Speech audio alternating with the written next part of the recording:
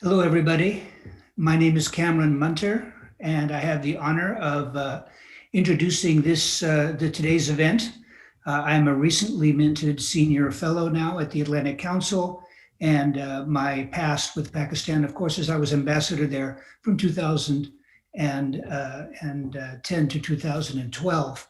I'd like to kick off this event, which is actually an opportunity for Pakistani Ambassador Asad Khan to speak with you about a number of issues by just giving a little bit of a brief introduction and to try to put a little bit of perspective on the events that I think we're going to be talking about, that is, the possibilities of cooperation between the United States and Pakistan, and why we believe, I think the ambassador shares with me the belief that we're at a point where there's quite a bit of opportunity, and we're pretty optimistic, I think, about what can happen. Look, 10 years ago, right at this time, I was trying to get a gentleman named Raymond Davis out of jail. It was a huge incident, an American who was accused of shooting Pakistanis. It was one of the low points of American relations with Pakistan, and followed just a few months later by the Osama bin Laden raid. I mean, here was a time when America was focused on counterterrorism. Here was a time when there were enormous misunderstandings between Pakistan and the United States.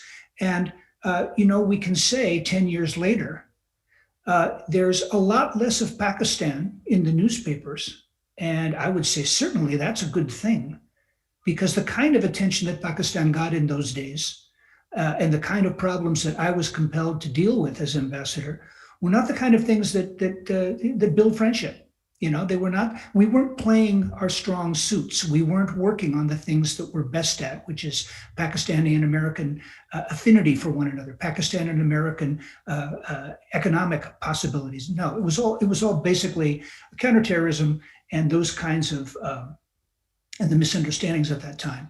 Now we have a situation where years later, the big concern most people are thinking about are the pandemic and some broader issues having to do with climate change, or whether the trends in world trade having to do with geopolitical changes. And as many people who follow Pakistan see, there's an attempt to have a new approach, and this is the new approach of building a new Pakistan. Imran Khan and the people who work with him, trying to figure out how to come up with a new image, but more a new substance, and to focus on what many call a geo-economic focus in the future. This, as I think Ambassador Khan has said himself, this dovetails neatly with some of the approaches of the new American administration, where it's not simply a question of talking about power in traditional senses and relationships in traditional senses, but to try to see how geo-economically the development in the United States, the development in Pakistan, and indeed the way that they work regionally can work together. So I'm often like to quote the idea that, if war is too important to be left to the generals, in a way, diplomacy is too important to be left to the diplomats. And I think the ambassador will share with me and will share with you some of his ideas that it's not just the people in embassies, even though they're important and key to this effort, but it's other people serving as ambassadors that are going to build this relationship between Pakistan and the United States. Primarily, there's going to be a focus on business people, but not only.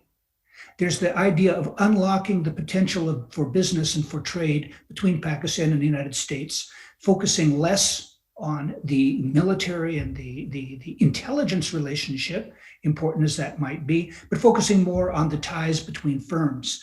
I think, for example, I'll mention three examples that come from my experience. One is that, Procter & Gamble in Karachi has been an award-winning organization that is really flexing its wings in not only leading the way in production and in the standards that we expect, but in ESG issues, environmental, social, and other kinds of path-breaking cooperation. They're working with their friends in Karachi and making a big difference. Similarly, there is a startup called MTBC, which has 2,000 Pakistani employees working in high tech and healthcare. These are not the Pakistanis of the traditional economy. this is the traditional economy that one thinks of Pakistan 10, 20 years ago that was dominated by textiles and dominated by agriculture. No, this is more high-end, taking advantage of the talent that Pakistan has, an American firm working in Rawalpindi.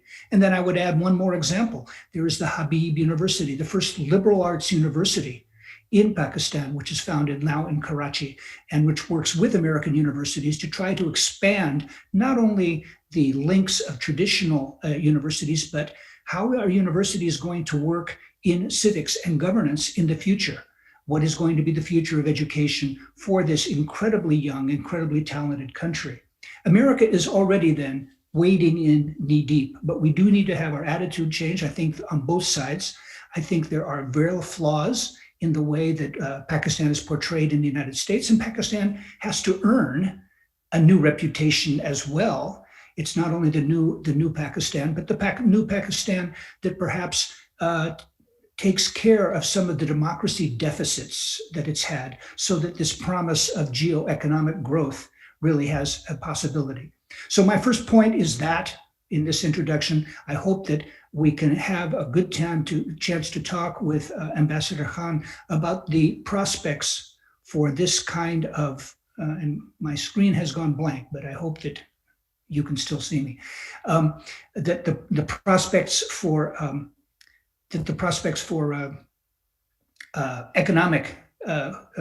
economic diplomacy are strong. Secondly, I would like to mention one other question that I hope will be addressed, which is whether or not Pakistan can be a leader in the region. Yeah. And there are, for example, as Shuja Nawaz has mentioned to us, the question of the relationship with China. Is there a way, if America is going to have a relationship with China, which is not only goes beyond just confrontation, which is probably one of competing, is there a role for other countries in making sure that that communication works well, given the fact that Pakistan is, in a way, the luckiest countries in the world that has the best friends of America and China? Is there a role there to play? Is there a role for Pakistan's neighbor, Iran? That is to say, if America is working with Iran, is Pakistan, which is a friendly country to Iran, can it play a diplomatic role? As Pakistan sorts out its relationship and America sorts out its relationship with Saudi Arabia, is there a way that we can work together? In other words, is there a new possibility for diplomacy and creative diplomacy, both regional and bilateral, that our friends in Pakistan can take? So I will leave this introduction with that, hoping to give a little bit of a little push to my friend Ambassador Khan to deal with these questions of describing the new Pakistan, the possibilities of geo-economic work with Pakistan, and the role of non-traditional business people, whether they are non-traditional diplomats, whether they are business people, university people, even civic leaders. And secondly, the big question whether Pakistan can punch above its weight in diplomacy and engage on issues that are part of the new American agenda, which I think could be to benefit to both countries. So once again, let me finish this introduction by simply saying thank you to the Atlantic Council for this opportunity. I'm delighted to be a part of the Atlantic Council family, to take part in this kind of talk and ones in the future, and then turn it over to you to try to see in this discussion how Pakistan and America can develop their relationship.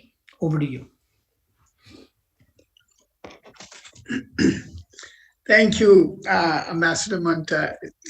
Thank you very much for that introduction of the topic. And I think you have clearly set a very high and interesting bar for me. Talking about Pakistan-US relationship, I think it is very important to understand. Talking about the future, it is important to understand what the new and transformed Pakistan is like. A Pakistan that is principally invested in achieving economic security. Pakistan that wishes to harness its geographic potential in the service of promoting its economic interests. Pakistan that sees its hard security as an extension of its economic security. and a Pakistan that is ready to invest in peace and engagement in the region. Being a student of Pakistan-U.S. relationship, I can tell you, and this is something that was said by my boss of one time, Mr. Najmuddin Sheikh, former Foreign Secretary, quoting Richard Armitage, who said that somehow, Pakistan and United States always seem to have the relationship always seem to be directed against something. So at one point in time, we were partners and allies against communism. At another point in time, we were partners and allies in fighting Soviet invasion of Afghanistan. And then we were also on the front lines of the fight against terrorism. I think now is the time for us to have a relationship for each other, a relationship for our people, a relationship that serves the interests of the people of Pakistan, that serves the interests of the people of United States, a relationship that is not against anyone, but that is for the people of our two countries. Therefore, we really want to have a standalone relationship, which should not be seen through the prism of any other country, and should not be seen through the prism of any other transaction also. Because I think, and you have also been part of these conversations now for God knows how many years, I mean, we've always kind of seen this in transactional terms. So, but else, I think, which was interesting, that you see that Pakistan is given a lot less attention now than it was in the past. And I was deputy chief of mission, if not when Ray Davis incident happened, but soon after that. And I can tell you that I would wake up every morning, to read at least on a good day, 60 or 70 stories, very, very critical of Pakistan, experiencing the pushback on the Hill also. I think that is something that has certainly changed. While, of course, we still face challenges, but I think the perception and narrative on Pakistan has definitely undergone a change. And I think it is not by default. Pakistan has earned this shift and change, and I think we need to continue to work hard in the public domain in particular. So we would like to have a realistic and mutually beneficial partnership. Now, talking about Pakistan-US relationship, it'll be absolutely unrealistic on my part to not or to leave Afghanistan out of the conversation, because frankly, for now, the main conversation track obviously is Afghanistan. And you know that, and we all see it every day, that a lot is being said and written about the peace process. I know I was asked to make quick comments, opening remarks, so I'll really kind of stick myself to the script, and I make very quick 6 points. One, Afghanistan today is a convergence, not a contention between United States and Pakistan. Two, there is no military solution to the Afghan conflict, and I think this is something both countries recognize and realize. Three, that the ongoing Afghan peace process is our best bet in achieving an inclusive end state in Afghanistan. Four, instead of looking back and pushing things from where it all started, I think it is critical to put all our energies behind making the intra-Afghan negotiations successful, without which Afghan peace, frankly, would remain a pipe dream. And and clearly there are two pillars to the peace process. One, of course, was the US-Taliban agreement, and other is the intra-Afghan negotiations piece.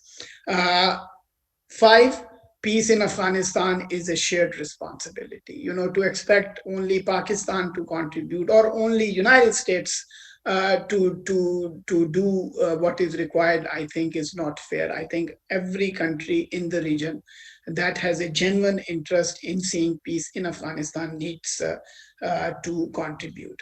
And last point is that long-term sustainable peace in Afghanistan can never be achieved without helping Afghanistan transition from a war-centered economy to a normal economy. And that is where I think we will be discussing further as we go into our general conversation. But beyond Afghanistan, I think Pakistan has all that a country would need to have a strong and mutually beneficial partnership with the United States. And I describe those elements as enablers for the relationship. You also alluded to that in your opening remarks. I think one of the first enablers is the long history that we have in the relationship. Our relationship started even before Pakistan was created. So we have historically worked for peace, stability, and in our region and beyond. But then we also have human and people connections. I think this is something which is underappreciated in different relationships for us. Be it our military, be it our civil service, every other civil servant or military official is exposed to United States, is trained in this country. We have a large number, and I'm happy to report that after 2001, that's when we touched the highest number of Pakistani students coming to United States for studies. We reached that level, which is 9,000 plus students for the first time last year. So, and we are going to have see more students coming to United States. But I think our strongest linkage is diaspora. I can't think of a family worth any influence in Pakistan that does not have at least one Pakistani American in the family. And that's really a very important enabler for the institution building. Our LUMS, IBA, Shifa International, Agriculture Research Council, Agriculture University. So US has also historically played an important role. Then the economic linkages. US corporate footprint is huge. US for the last 20 years has been one of the top 5 investors in Pakistan. United States is our largest export destination. United States is our third largest remittance provider. So US also, companies, the rate of return is something that is highest. So there is this great scope for harnessing the geographic potential that Pakistan enjoys by virtue of its very, very special location. And thirdly, the shared values, principles, and legal framework. Pakistan is a vibrant, thriving democracy. We are practically an English-speaking country because English is our official language. We follow being a common law country, the property rights, the labor laws, when you land in Islamabad, you get into a familiar territory, which makes it much easier for businesses to operate. So I think that is also a very, very important enabler for the relationship. And last but not least is, of course, our shared interests in promoting peace, security, and stability in the region and beyond, which includes our counterterrorism related cooperation, which includes our ongoing maritime cooperation. So really looking at these enablers, I mean, by any definition, by any measure or yardstick, Pakistan ought to have a strong relationship. I have not even started to speak about our population and why Pakistan should be an important country because of our relationships within the Islamic world, in the region and beyond. So I will just stop here I wanted to set the stage because you asked me to speak about the future. And I see, frankly, a bright future for our relationship because we have all that it takes to have a strong partnership with the United States. Thank you so much, Ambassador Khan. Good afternoon, everyone. My name is Sophia Ghori-Ahmad. I'm a non-resident senior fellow at the Atlantic Council South Asia Center. I'd like to thank Ambassador Munter, who it's always a pleasure to hear from you. It's always a pleasure to be speaking with you on the same platform. And Ambassador Khan, thank you for those opening remarks. As always, you're a friend to many in DC, and we're lucky to have you as a friend and an ally here in Washington as our ambassador from Pakistan. So I'd like to just jump right into a few questions, and then I'll open it up for broader questions from the audience. But my first question to you, and I don't think it'll come as a surprise to you, Ambassador Khan, is about India-Pakistan relations. As you know, I have family in both India and Pakistan, and there's a deep desire to see peace in the region. You're smiling because you know we've had this conversation before. But I think the relationship has really deteriorated sharply in the past few years, particularly after the Pulwama attacks in 2019. But it was actually great to see on February 25th that Indian and Pakistani military officials issued a statement where they agreed to adhere to a ceasefire along the lines of control. So I think many South Asia watchers were excited to see renewed dialogue after many years, but are still skeptical. So I would love your thoughts. Is this truly a confidence building measure between the two countries, or can we expect real progress for peace? Would welcome your thoughts on that. Well, thank you very much. Yes, Sophia, I think there's no one better placed to ask this question, and no one who has higher stakes than you Exactly. in being a normal relationship between India and Pakistan. So we see you also as a daughter-in-law for Pakistan. I'm married to a Pakistani American. But really, I think this is an important and I would say a significant development. It is a welcome development. Pakistan has been very clear and consistent. And this really needs to be looked at consistent with what I said in the beginning. I mean, our leadership has been consistent throughout in seeking peace, in seeking a normal relationship, in making the peace of virtues, be it the Kartarpur opening up, be it the release of Abhinandan in the aftermath of the Pulwama attack, So it's really, and what this particular episode brings out very clearly is that blazing guns is no solution. And clearly for us, what was particularly painful was that on both sides of the line of control, it was the Kashmiris who were being killed and injured. And whose properties were being damaged. And Pakistan has, I invite you and encourage you to go back and look at the history of violations across the line of control. And you would clearly see that from 2003 until 2013, 14, the violations were in single digit, It was only from 2014 onwards, and Pakistan had repeatedly called for the revival of the LOC ceasefire agreement. So we are glad that that has happened. We are not the ones who escalated. We are not the ones who basically brought things to the point where they are today. And today there is, frankly, enough evidence, not what we say, but what the world is seeing in terms of also how Pulwama episode was used further to escalate the bilateral situation and then to gain political mileage out of it by the BJP government. So, the LOC is literally and figuratively the starting point. for India-Pakistan contact, So this is an opening, I would say, important development.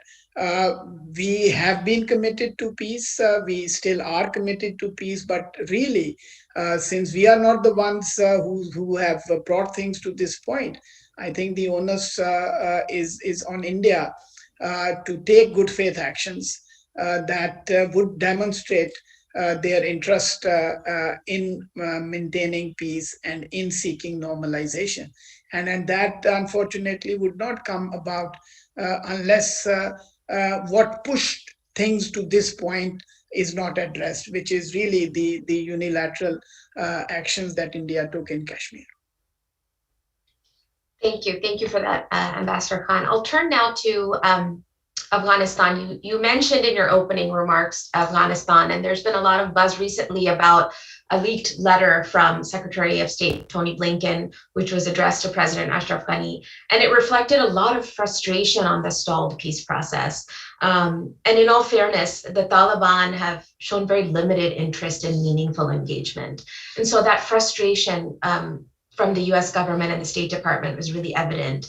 And there was a series of recommendations on national elections, a UN-led conference, a convening of foreign ministers and envoys from Russia, China, Pakistan, Iran, India, to sort of discuss this unified approach. I would love your thoughts specifically on whether you think this is a pathway, the pathways outlined by Secretary Blinken are really a comprehensive settlement or an effective approach for this peace process in Afghanistan. Sophia, I mean, that is a letter on which obviously I'm not in a position to comment. Even the State Department spokesperson has not commented on that. And obviously, such negotiations are delicate matters. So I have not formally seen that letter in the sense as owned by the US government. So I'm not really in a position to comment on the specifics raised or outlined in that particular communication. But I can tell you based on what we have seen so far is that when before the start of the intra-Afghan negotiation process, I had heard people in this very city say that it is impossible to bring the Afghan parties together under one roof, And before that, everybody would say that Taliban will never sit across the United States to discuss peace, because they are sworn enemies. We have seen not just that they came under the same roof, they spent hundreds and hundreds of hours to get to agree on a basic foundational document or a basic agreement. And that agreement, at least to the extent of the commitments made in that agreement, has been respected. There has not been a single American casualty. The Taliban have also demonstrated their ability to deliver on the commitments that they have made. So it's really, I think now what is important is to move to the next step, which is the intra-Afghan negotiation process. Now, what form and shape it takes in terms of the next step, whether it is in Turkey, it is in Moscow, it is in New York, I think that's something that is to be decided by the parties. But what is really important is that all those who are genuinely interested in seeing peace return to Afghanistan. And I feel for our Afghan brothers who have not seen anything but war and conflict for now over 40 years, So they deserve to live normal lives, So therefore, it is really important for all the countries to come together in support, and countries that are in the immediate neighborhood to support the peace process, and that it has got to be a shared responsibility, because it's not just for Pakistan, it's not just for United States to basically work to secure peace, but other countries also, including China, including Russia, and Iran should be contributing. Thank you. You did mention India, but India was also part of the group there. Because India has so far not, I think India is the only country that has not so far supported the peace process. And that's something that I think all those genuinely interested in seeing peace in Afghanistan will have to look at more closely.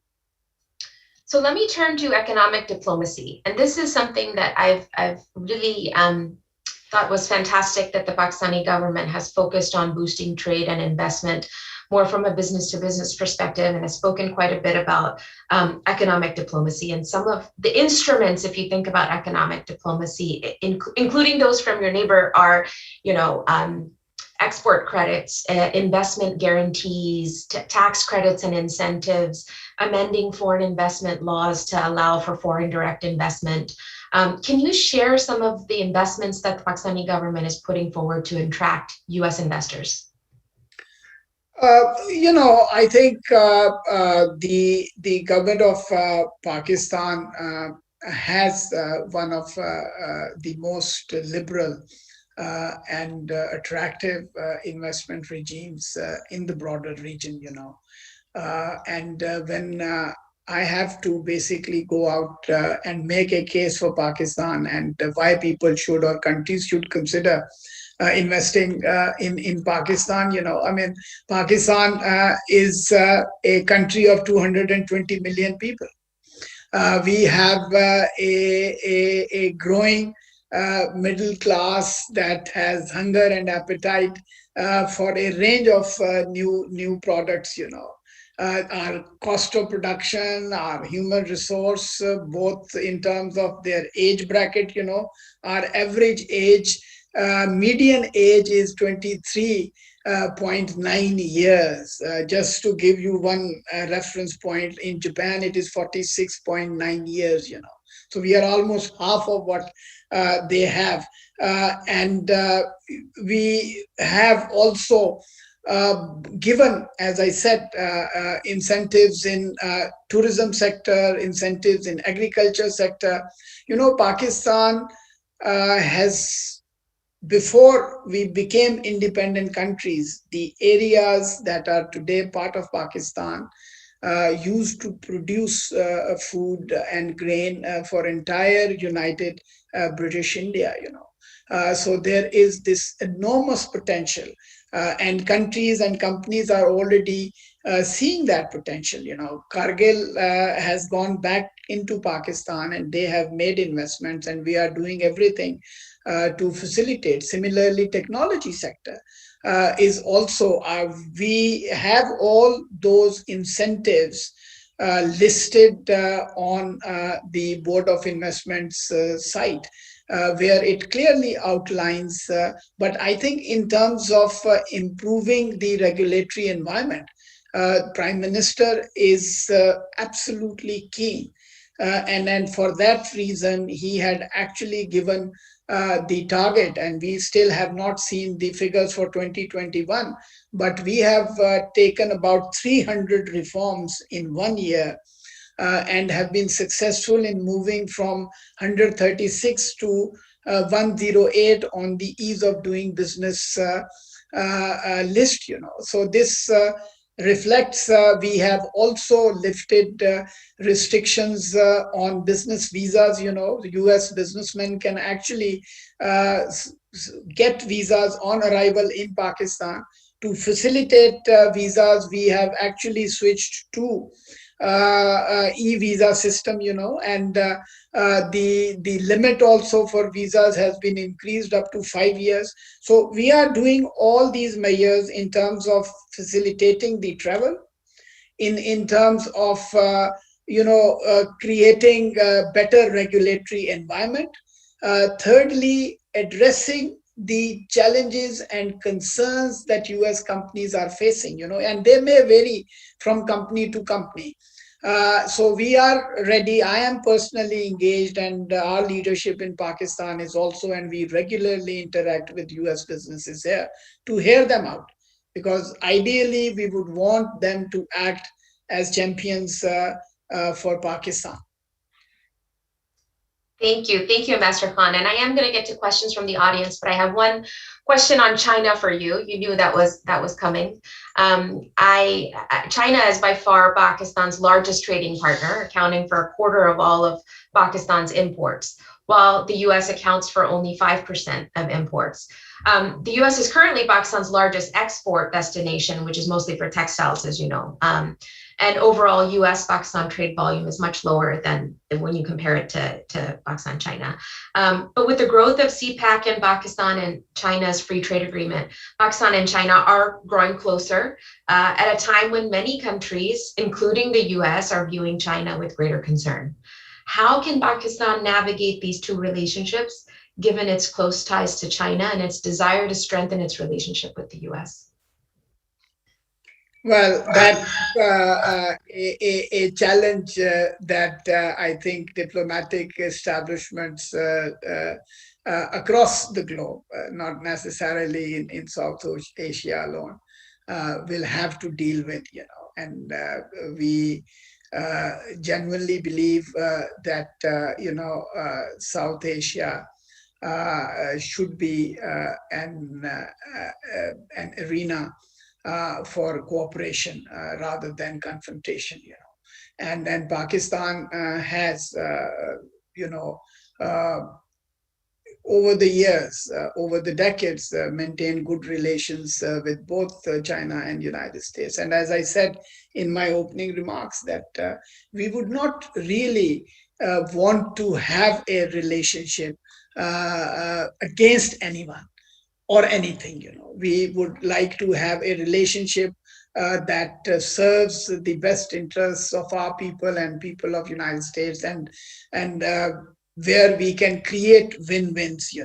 And we genuinely believe that the size of the pie and the potential, economic potential that we have is enough and there is enough space available, which can be co-shared by United States, by China, and other important players. I mean, you asked me about the incentives, in terms of incentives for foreign businesses and US businesses also. First of all, I mean, we hear a lot about Pakistan being open only to China. No, we are not. I can tell you there are 9 special economic zones in Pakistan, where in every single one of those zones, US investors and companies are very welcome to come and invest. And this is being done on an MFN basis. Similarly, so in those special economic zones, obviously, if there are Chinese companies, these are going to be deals that will be concluded between the private sector companies, and they will have to agree to the terms and conditions of the deals and agreements that they sign. But the point is, structurally, there are at least 4 of these special economic zones that are already operational, where there are very clearly laid out tax incentives. There are exemptions being offered, special other incentives have also been given. So United States companies should take part in those investment ventures in Pakistan. And that would create, I think, equities for both countries. I can tell you, Pakistan, you are right. Our free trade agreement with China and our huge deficit, I think, makes out a very strong case for building our exports in the region, including to China. And just to give you one example, in 2019, we imported close to $700 million of cotton and about $350–60 million of soya bean. which was in 2018 close to $1 billion. So this is what we are importing from United States, and that is being used as input in different sectors, which are then re-exporting in the wider region. So I clearly see immense possibilities for agri-processing, for energy companies, to come and invest in Pakistan, not only to take advantage of our huge domestic market, but then also to use Pakistan as a manufacturing hub for the wider region. And for that, CPAC provides that south-north connectivity. And as I have said it before also in DC, that we are also principally open to exploring the west to east connectivity also, only if things start to normalize between India and Pakistan. So just as a follow-up from that, Ambassador Khan, will U.S. firms be able to participate and bid on CPEC projects? I would think that, as I said, that these special economic zones are there, and there are these projects, and obviously these projects are to be negotiated between, because I give you two examples, and this is something that I knew from my days in Tokyo. If not all, a lot of heavy machinery being used in CPEC projects was made by Komatsu of Japan. Similarly, in many of the heavy generators being used in CPEC related projects were manufactured by General Electric. So my point is that there are these relationships already in place. For us, what is really important is to open these opportunities on an MFN basis to all companies.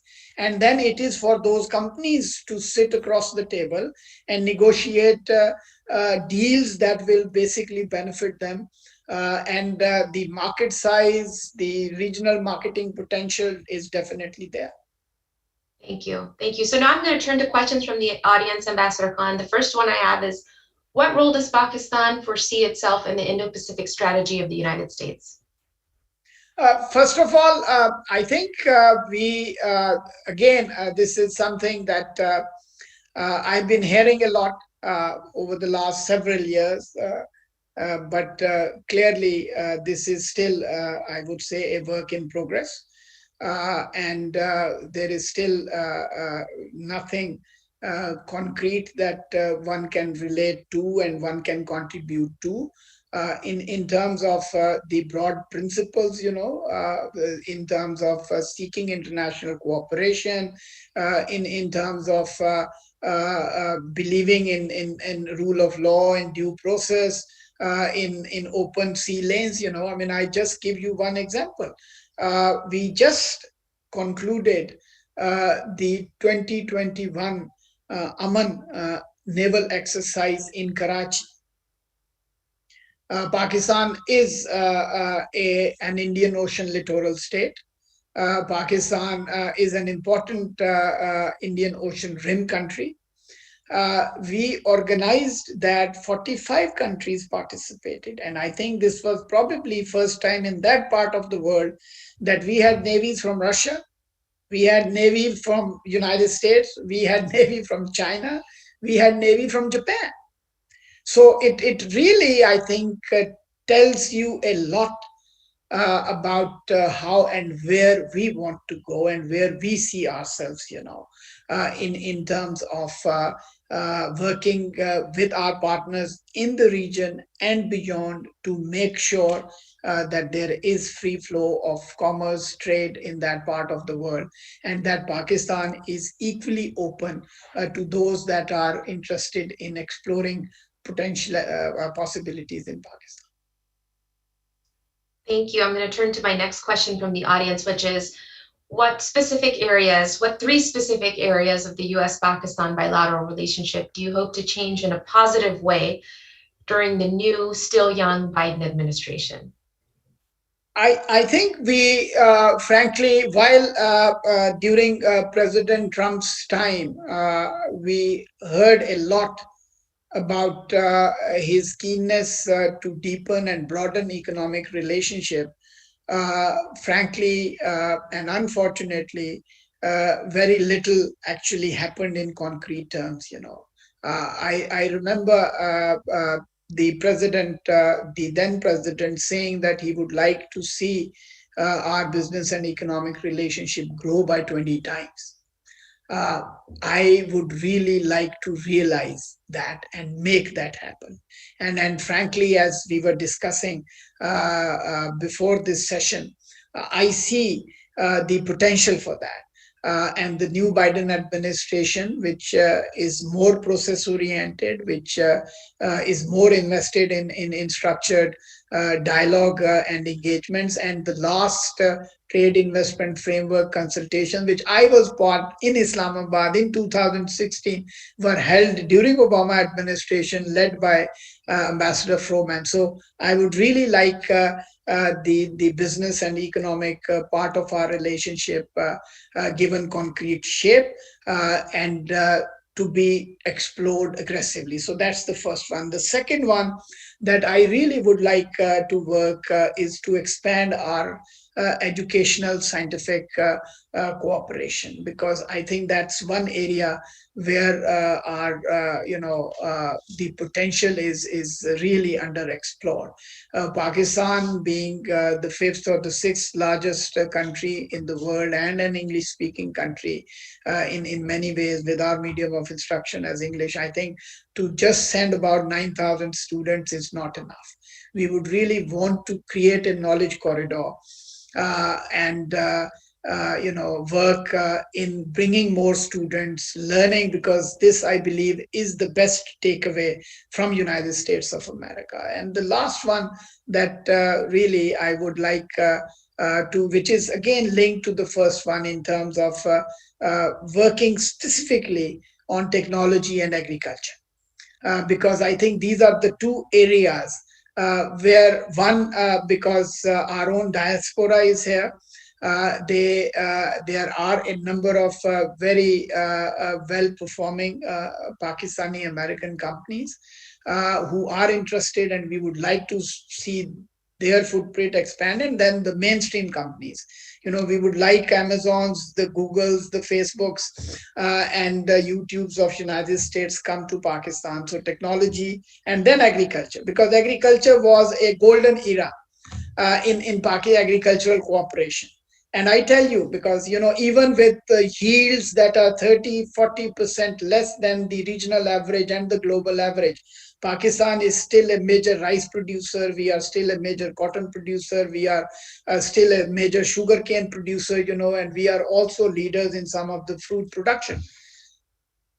If only our yields were to go up, including dairy, I think we can really be the source of food supplies for two of the largest countries, and also in the Middle East. And that's where I think there is a lot of potential that I see for US companies. Thank you. Thank you. I'll turn to another question, which is actually mine, on climate change. I wanted to ask you about Pakistan's positioning here, given that President Biden has put climate change high on his list of priorities for his administration. It's going to be an interagency agenda that Secretary Kerry is leading. Prime Minister Khan has similarly expressed concern about what is called the defining global challenge of our time. So I think there's quite a bit of alignment here on climate change. Pakistan, by one estimate, is the fifth most climate impacted country in the world. So there's lots of incentives here for both sides to work together. Do you see points of collaboration between the two governments, and if so, where? I think, having been a climate negotiator for the government of Pakistan, and having led being part of the Bali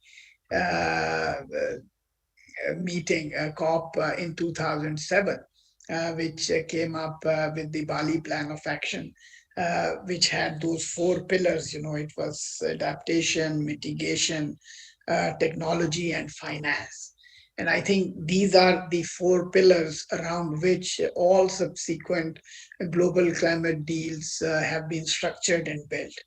I think for Pakistan, you are absolutely right. We are one of the most vulnerable countries because of climate change, and we face these twin challenges of both scarcity and abundance. When I say scarcity, I mean droughts hitting south and southwestern parts of Pakistan, and abundance is when we have these flash floods and other floods, and the precipitation patterns, how they have changed and how they have affected and impacted our agricultural sector. So, and all of this is happening despite the fact that our per capita emissions are still very low. So therefore, our contribution thresholds, frankly, are low, and those contribution thresholds are supposed to be met by the financing from international resources sources. So I think that's where United States and Pakistan can work at two levels.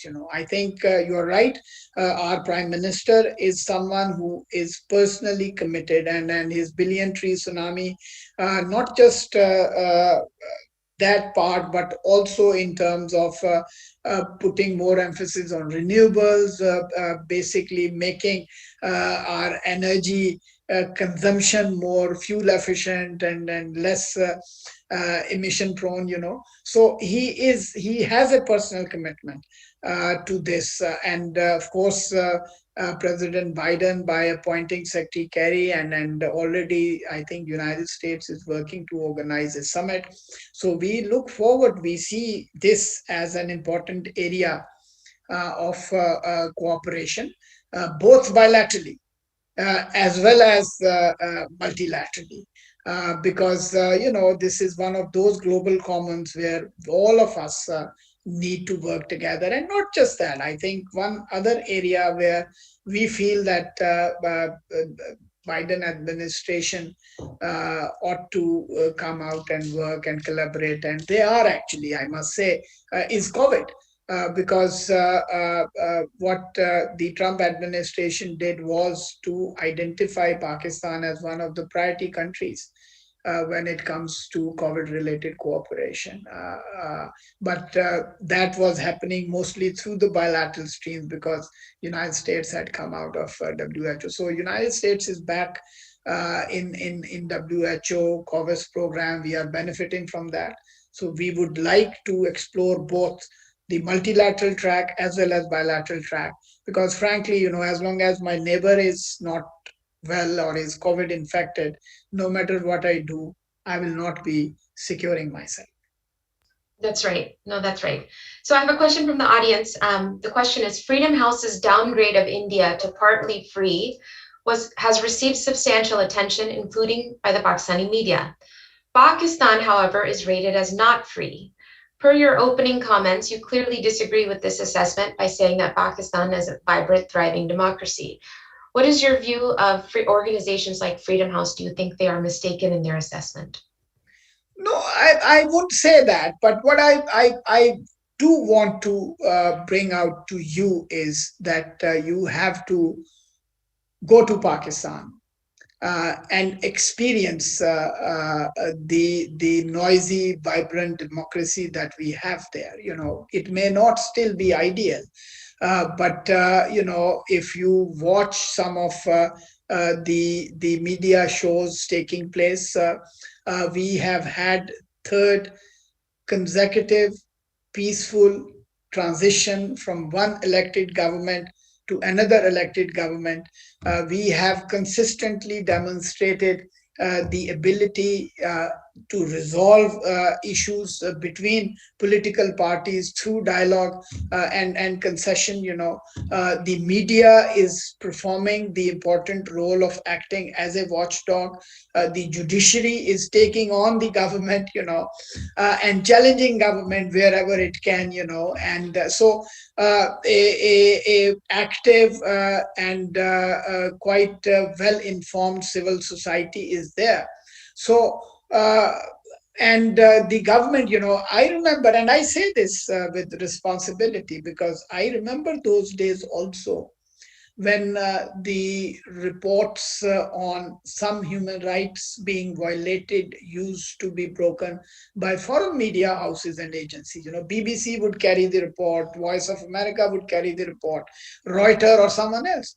Now, today in Pakistan, if any violation takes place, it is actually reported by our own media. And then it is our own agencies, our own courts that take cognizance and action against those. So this is really, in a nutshell, I mean, we have come a long way. We may not still be there. Please don't compare us with Britain or United States. Look at the region where we are. And please make comparisons, and you would come to that conclusion yourself in terms of where we stand in terms of being a democratic country. So, Ambassador Khan, I have one final question. Can the U.S. truly play a constructive role in reducing tensions and increasing cooperation between Pakistan and India? If so, what in Pakistan's eyes should the U.S. be doing? I think United States is a country that enjoys good relations with both India and Pakistan. The United States is a preeminent global power. The issues in contention between India and Pakistan are complex and have a long history. So I think United States can play an important role.